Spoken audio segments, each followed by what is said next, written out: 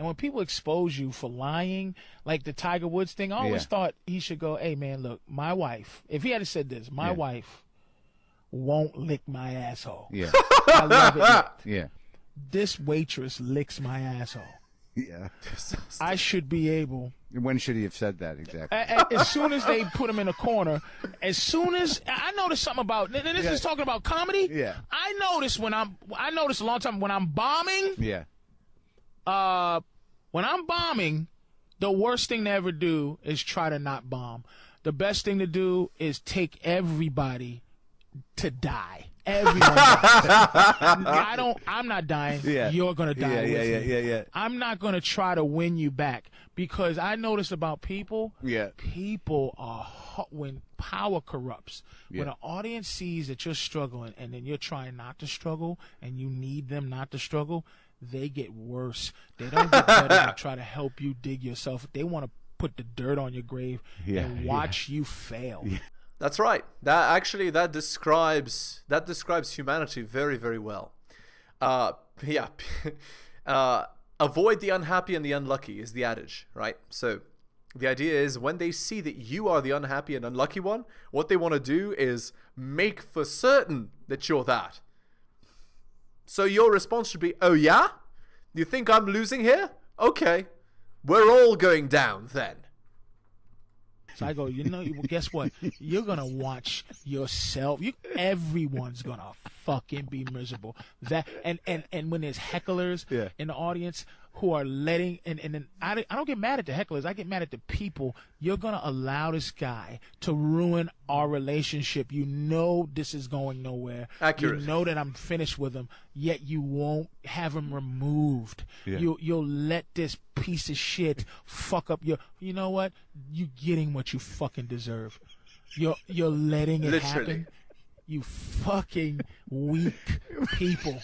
You're weak. So you think this might be why we're not? I love honest shit, man. Yeah, it's the only way. But when you do that, have you ever pushed them? Have people walked? I used to walk because I do a lot of stuff about women. I generally don't like what women are. Which is what? As I generally don't like living in a world where being what a man is a horrible thing, and no matter what a woman is, it's a wonderful thing. That's exactly that phrase there that he just said describes 2022 in a nutshell. Everything that a man is a horrible thing, and what women are is a great thing. Like, but by nature, there's something wrong with you if you're a man. Hello and welcome to the Helios blog. My name is Helios, here for another reaction video. If you're new to the channel, liking the content, hit that sub, hit all for notifications. If you'd like to support me, I do have a Patreon exclusive content. It's for the stuff I can't put on YouTube, guys. It's patreon.com/theheliosblog. Just go there and subscribe to the Nebula tier. Again, patreon.com/theheliosblog. You could also drop me a donation like Tom M here. Shoutouts to him. All right, let's continue. This is what they're doing. They are the society. They're bringing men down, and women are up. But they don't understand. Women are getting their cue from men. That's right. So if you bring men down, what actually happens is the entire society comes crumbling down, because men are the foundation of the society. So if you bring men down to bring women up, literally everybody loses. That is not the way to do it. Exactly right. Meaning, so if you're a woman and you're going, I want to be the most successful whatever I want to be, you're looking at the most successful man. You're competing mentally with men. I want to get the most. Women aren't going, I want to be. Why don't women think in terms of the king and queen system? It's a beautiful system. The system is, if I'm a man, okay, and I see a fucking bum woman, a woman has nothing, she's dumb, fucking. If I marry her, she's now the highest level she can be. She's the queen. You can't get higher than the queen. Right. It's a great position. Right. It's a really fantastic position, because here's why. The king has to do everything to maintain the kingdom. The queen just has to be on the king's side and support what the king is trying to do. One job is much harder than the other, although both are extremely important, right? Because, again, a carry is much more effective with a support, right? I don't know if you guys understand the reference, but the idea is the sort of person that is a go person needs that place of rest and relaxation to keep going hard and being a go-getter, right? So the king and queen system works really fantastically. But no, nowadays in 2022, these girls are brainwashed to believe that, no, you should be a man. You should compete directly with the men. You should fight the men. And if you don't fight the men, there's something wrong with you. No, what's wrong with letting the men fight amongst themselves and choosing a winner and not competing with the men? What's wrong with that? There's nothing. That's the old system. It's the baddest bitch in the land, but the queen is the king's bitch. But here's the reverse. And this is why these dominant women who can't find happiness is because the queen in this system, if it's just the queen, right, and the Queen of England is the queen because her father didn't have any sons, so he didn't have a king to take her, so she had his heir was a woman. So now she's the queen with no king. When she gets married, that guy is not the king. That's right. That guy is actually called the queen consort. That's right. He's not the king. Because a girl cannot elevate a man's status, and that's because of hypergamy, right? Like, women want men that are superior to them. So, like, and there's more. The person who determines who a superior man is not a woman. It's actually men that determine who the superior man is. The king is chosen by the people. Well, this is in a democratic society. In a non-democratic society, in a authoritarian society, or oligarchy, the king is actually selected through violence, right? He's like the strongest, the person who's able to hold on to the power, right? Through force, right? Effectively. But still, it's a similar idea, because if the man is able to be a king, it means that he has demonstrated through force that he's able to beat out all the other men in the kingdom, effectively. Through political alliance or military power or money or all three.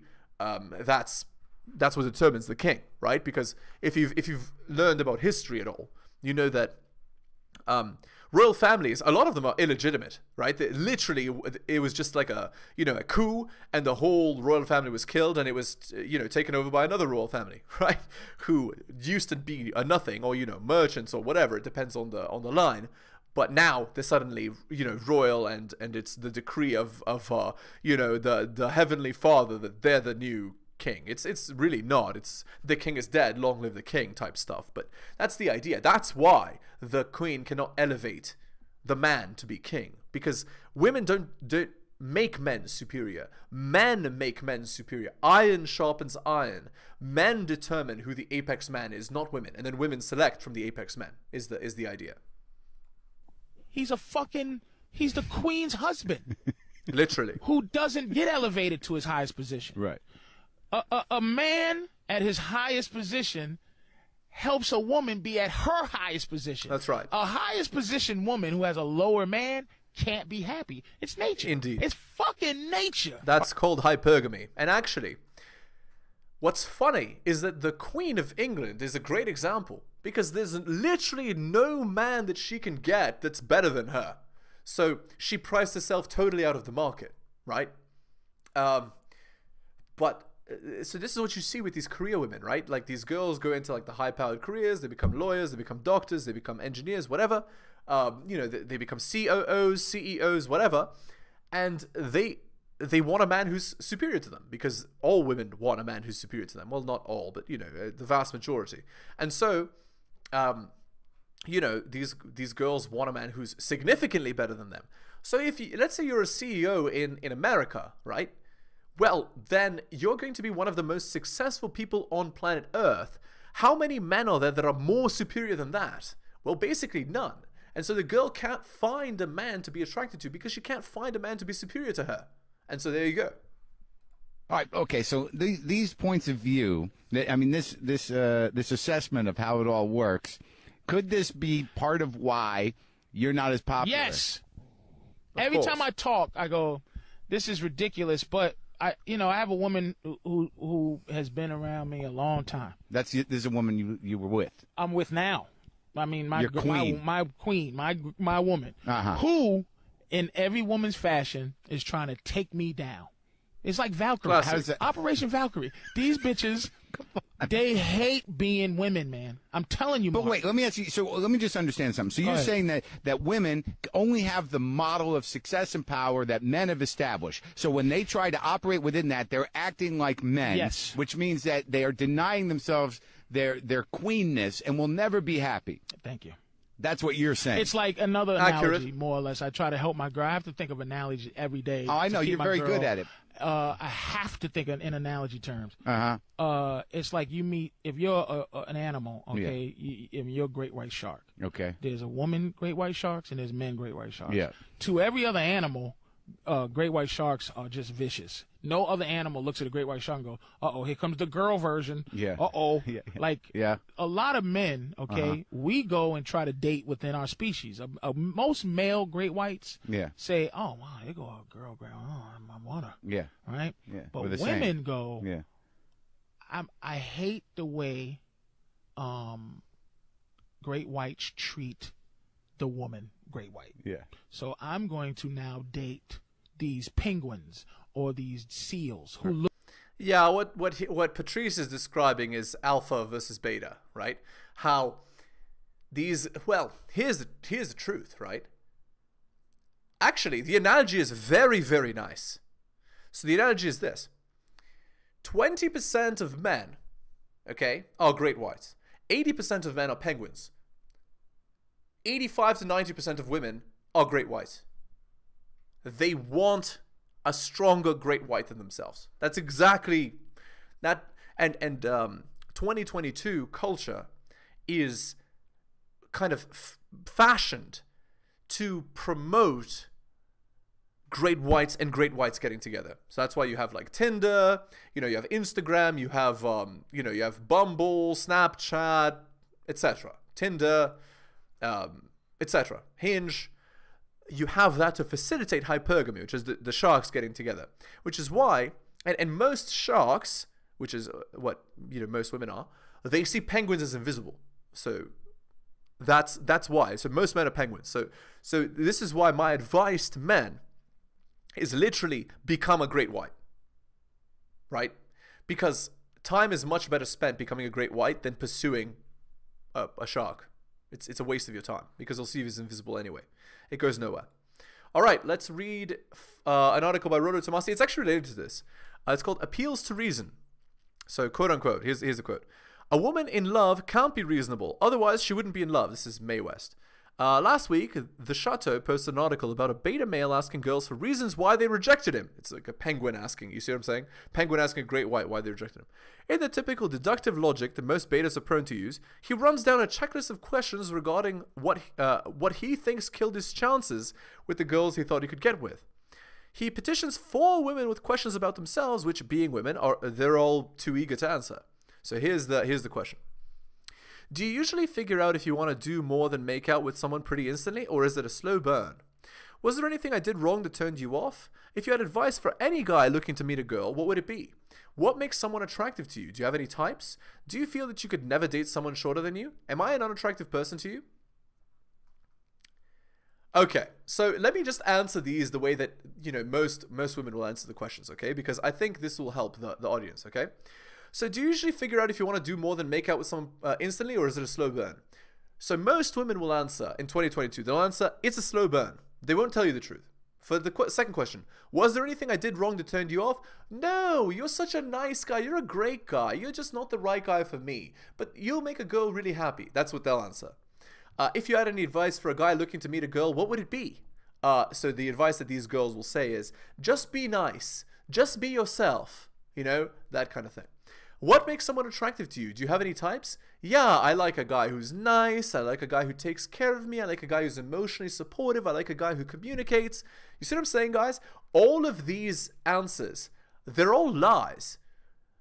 Women want a shark to be like that. But men hear that and they hear, be a penguin. Do you see what I'm saying, guys? And here's another question. Do you feel that you could never date someone shorter than you? They'll answer, oh no, I've dated guys shorter than me. Or, oh, my friend Jessica over here, she's dated someone shorter than her. You'll be fine. That's not the real answer, though. And am I an unattractive person to you? No, you're a great guy. You're very attractive. We just grew apart, you know, and crap like that. This is what you'll get. And so what guys hear is be a penguin. And so guys act as penguins, and they're totally invisible. And then when a great white comes along and she leaves him immediately for the great white, the guy wonders what's going on. Okay, so here's what Roller answers here. These are some of the more common questions John Brown put to the girls. And true to form, the girls answer with the standard feminine boilerplate responses that absolve themselves from their part in his rejection, while trying not to hurt the feelings of the guy they knew would never see them naked. With the exception of maybe Vanessa, it's pretty clear that John's punching well above his blue pill weight with these girls, even though I'd only rate Victoria as the only HB8. I don't know what this is about, but anyway. The questioning is what I've come to expect from most chumps mired in their blue pill bubble of applying logic to their bedroom funlessness. But it's not John's overt grilling of these women that's keeping him trapped in the matrix. It's his build-ups and follow-ups to these questions. John isn't just interviewing them to get to the bottom of things so he can solve his bedroom fun problem. He's leading these women with if-then logic in an effort to convince them that by their own words they should be attracted to him. John is making the most fundamental error every plugged-in chump makes. He's appealing to women's reason. He's trying to convince women to be attracted to him. And here's why women can't quote-unquote just get it. Appealing to women's logic and relying on deductive reasoning to sort it out is the calling card of a beta mind. There's nothing more anti-seductive for women than appealing to her reason. Arousal, attraction, bedroom fun, tension, subcommunication of desire all happen indirectly and below the social surface. It's not that women are incapable of reasoning. Hypergamy is one logical creature, or they're crippled by their emotion-based hindbrains. No, it's that if you're asking her how to be more attractive, then you don't get it. It's in the doing, not the asking. If you read through the responses these women give John from a red pill perspective, you'll see a pattern emerge.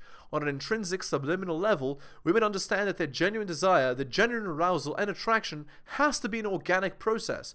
When a guy like John makes attempts to convince a woman by her own reasoning that she should be with him intimately, it offends and cancels the process. For women, one of the qualities of the alpha her hypergamy demands is a guy who just gets it. An alpha would intrinsically know that women's arousal and attraction cues are without what they are, without being told, and without even the inclination to ask. John's issue of overtly confirming for himself, quote unquote, what women want, is really an abdication, or an it's proof of a beta who doesn't get it. And true to form, Johns and betas like him, the next logical resort is to rationally convince a woman to be attracted to him by attempting to re-impress her of his status. Betas like this generally end up as the infamous emotional, suck-up, or the surrogate boyfriend to a woman who's banging the most alpha man her looks can attract. However, this appeal to reason rationale filters into other aspects of men's lives. The logical progression for John would be to better identify with the woman. And that would be in hopes to sleep with her in the future, embody the feminine prerequisites, get the intimate approval. For married or monogamous men, this appeal to reason may come as a mistaken belief that doing more chores around the house will lead to more bedroom fun. The fallacy of relationship equity is essentially founded on men's dependency on appealing to women's reason. You doing homework with your children to better their lives, while very nice, doesn't make your wife any hotter for you in bed. Nor will it be a good bargaining tool should she decide to leave you.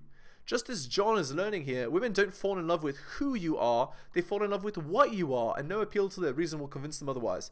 So, by the way, you know what keeps the girls interested? Being able to get other girls, being physically fit, being attractive, being successful, being better than other men. That's what makes them, attracted to you forever, right? Because they know you have other options, and because you have other options, that means that other women are interested in you. And if other women are interested in you, well, guess what? It means that she has to convince you to stay. That's the idea. That's called dread, by the way. All right, back to the video here. Look at me, and they run in fear. And I'm going to catch one, and I'm not going to eat it. I'm just going to play around with it and have this particular animal who looks at me with this fear and reverence just go, Exactly. oh my God, you didn't kill me. Yeah, I didn't kill you. Because, you know, that's why these gorgeous women date these weak men, and they Right, but aren't they usually doing that just to piss off the great white? No, they're doing it because No. they go, I'm not going to sit here and deal with this other great white. So what happens, though, is they're dating their food, and after a while they go, They're dating their food. I fucking hate this guy. That's right. That's exactly right. And women's innate drive, right, is to constantly test. Is he actually a great white? I don't believe he's a great white. Is he actually a great white? Is he actually the best I can do? Is he actually... You see what I'm saying? That's... So when they test, they'll test like, you know... They'll try to get you to reconfirm that you're, you know, a great white by trying to get you to act like a penguin. And if you act like a penguin, then it tells her hindbrain that you're actually a penguin and you're not a great white, and she shouldn't be with you. So the more she pushes on you, the worse it gets, effectively, until you're destroyed. That's the idea. I hate what he is. He lets me do anything I want. I talk to him like he's a piece of shit. I spit at him and he just does nothing. I'm gonna eat him. I'm gonna eat him. That's true. No. Then she's going, how do I feel like a woman? Very, very good analogy. No, that's exactly right. And actually, women are the world. And here's what I mean. If one girl is able to get you wrapped around her finger and get you to do every little thing she wants without you getting anything that you want, it means you're weak. And that means you're not just weak to her. The entire world is going to spin you around its finger. Because the world is a harsh place, and women are representatives of that world. That's how it is. Like, anyway, let's continue. You fucking date this man, Yeah. great white, and you go fuck with him, and this great white goes, hey bitch, look, you don't talk to me like that. I don't let no fucking girl sharks treat me like that. I'm not bitch. a penguin. Yeah, I got to deal with niggas trying to hunt me. I got to deal with other man sharks trying to bite me. I got to That's deal right. with you, bitch, Yeah. with your mouth. Yeah. You know, no, that dun music ain't yours. That's mine, motherfucker. No, that's right. I'm top of the food chain. That's but right. I have to. How does this analogy work with your woman? I'm the longest relationship she's ever been in. We've been together good 7 years or some shit. She's been around a long time. I do an old joke where it's like, you know, she's been with me for 8 years. I've been with her for 5, and it's like I didn't know we were together at that time, but you know how it is. So she's been living truth for a long time. Where at first it was charming to her. Now she's trying to I call it karate class, man. All the things that when she was strictly the student, she looked at me as the master, and I teach her first kick, like, okay, baby, here, go hi-ya. It's like, oh, she feels good. She's kicking. She's learning moves. She's learning karate. Now this bitch has a 7th degree black belt in my bullshit, and now she thinks she can actually beat me, and she's. That's right. Exactly. And this is why the game never ends, right? And when I say the game, I mean the tests will never end. They'll just lower in frequency. But you, as a man, always need to demonstrate that you're superior. You always need to be that strong, that shark. No, Patrice's analogy is just beautiful here. Like, well done, Patrice, because it's so easy to understand. That's exactly right, Patrice. Really great job. All right, let's read this. Let's read this Reddit post here. It's on relationship advice, posted 7 hours ago.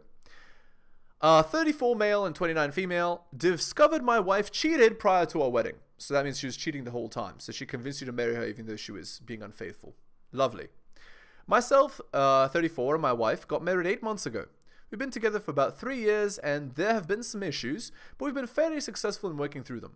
While we were engaged about 14 months ago, we hit a rough patch. Essentially, we had a fight, and she left me. The reason that she gave me was that I was selfish, and that I didn't prioritize her. It's been a tough time for us as she'd been overseas for an extended work assignment for the past 4 months, which means she was cheating on him at this extended work assignment. We spent 2 months broken up, during which time I tried to figure out what I'd done wrong in the relationship. Following some introspection, I concluded that maybe I had been selfish and didn't give her what she needed, and so I asked for her back so we could try again. She initially declined, but then contacted me a few weeks later wanting to talk. We ended up getting back together. Long story short, we patched things up, and at her suggestion decided to go ahead and complete getting married. In the process of getting back together, she mentioned that she'd slept with someone while we were broken up. I had as well, and didn't care. But asked her if she cheated during the relationship. She said no, and I said I hadn't either. We get married. A few months ago, it ends up accidentally coming out that she'd started an emotional affair with a co-worker the month prior to leaving me, and that she left me for him, and that was the reason for our breakup. And there it is, it comes to light. Once a cheater, always a cheater. And a liar. After a few months, she decided she wanted to be with me still and came back. However, this didn't get mentioned at all. In a recent conversation about this situation, I asked why she lied when I asked if she had cheated, and she said that she thought I just meant physically, quote unquote, so she didn't mention it. That's bullshit. It's because you wanted to keep the guy around as an option, because you knew you could get married, because you knew that marriage is a safety net. That's why. She's apologized for it numerous times now that it's come out and says it will never happen again. Now, I believe strongly in the sanctity of marriage and for fighting for the marriage relationship, but I'm struggling here because I feel lied to. Though as far as I know, she's been faithful since our wedding, it feels like the entire marriage is a sham because I never got the whole story. Does anyone have any experience in this situation? Yeah, this is a disaster. Leave. Top comment with 142 upvotes. Your marriage is built on a lie. She cheated and knew but chose to keep the secret. Even worse is that she cheated the entire breakup to go sleep with another man, blamed you as the reason, and now it looks as if you're the crazy one for being betrayed. You think she's been faithful since the marriage, or maybe that's true. Or maybe she hasn't met anyone new she'd like to sleep with yet. If she does though, be prepared for the same to happen. She'll start a fight and go cheat, then blame you for not loving her enough and how hard it is to find someone who cares. She's shown you who she is, believe her. When someone's words and actions don't match, believe the actions. If I were you, I would leave. She married you under a lie, she's cheated on you once, and shows no remorse or compassion for your pain and confusion. Unless she shows true remorse and works with you to fix the damage, seriously consider leaving. Yeah, I'll say. Alright, we're going to end the video there. Again, if you're new to the channel, liking the content, hit that sub, hit all for notifications. If you'd like to support me, I do have a Patreon with exclusive content, patreon.com/theheliosblog. Just go there and subscribe to the Nebula tier. Again, it's for the stuff I can't put on YouTube, guys. Patreon.com/theheliosblog. You could also drop me a donation like Tom M here, shout outs to him. Thank you so much, guys, for taking the time out of your day to listen to the video, especially if you listen to the end. You guys are wonderful. Take care of yourselves, and I will see you next time.